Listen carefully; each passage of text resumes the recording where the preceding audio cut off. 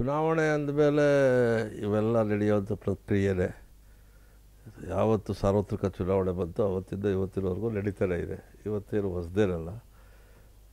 ಚುನಾವಣೆ ಅಂದ ತಕ್ಷಣ ಉಮೇದುವಾರಿಕೆಯನ್ನು ಸಲ್ಲಿಸ್ತಕ್ಕಂಥವ್ರು ಆಕಾಂಕ್ಷಿಗಳು ಇದ್ದೇ ಇರ್ತಾರೆ.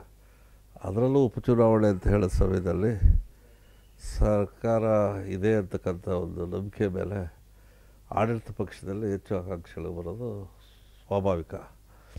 ಅದರಲ್ಲೇನು ಹೆಚ್ಚುಗಾರಿಕೆ ಇಲ್ಲ. ನನ್ನ ಉಮೇದುವಾರಿಕೆಗೆ ನಾನು ಕಳೆದ ಈ ಹಿಂದಿನ ಚುನಾವಣೆಯಲ್ಲಿ ಸ್ಪರ್ಧಿಸಿದೆ.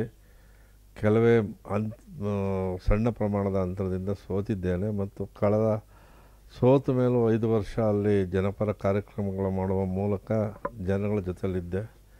ಆದರೆ ಕೊನೆಯ ದಿವಸ ನಾಮಿನೇಷನ್ನು ಫೈಲ್ ಮಾಡೋ ದಿವಸ ನನಗೆ ಚುನಾವಣೆಯ ಕಣಕ್ಕಿಳಿಯುವಂಥ ಅವಕಾಶ ಮೊನ್ನೆ ಜಾಫರ್ ಶರೀಫ್ರವರು ತಮ್ಮ ಮೊಮ್ಮಗನನ್ನು ತರುವ ಮೂಲಕ ತಪ್ಪಿಸಿದ್ದು ನನಗೂ ನೋವಾಗಿತ್ತು. ಹೆಬ್ಬಾಳದ ಜನತೆಗೂ ಕೂಡ ಒಂದು ಆಘಾತವಾಗಿತ್ತು. ಆ ನೋವನ್ನು ತೀರಿಸುವಂಥ ಕೆಲಸ ಇವತ್ತು ಅವಕಾಶ ಸಿಕ್ಕಿದೆ. ಅದನ್ನು ಪಕ್ಷ ಮತ್ತು ಮುಖ್ಯಮಂತ್ರಿಗಳು ಯಾವ ತೀರ್ಮಾನ ತಗೊಳ್ತಾರೋ ಅದರ ಮೇಲೆ ಹೋಗುತ್ತೆ.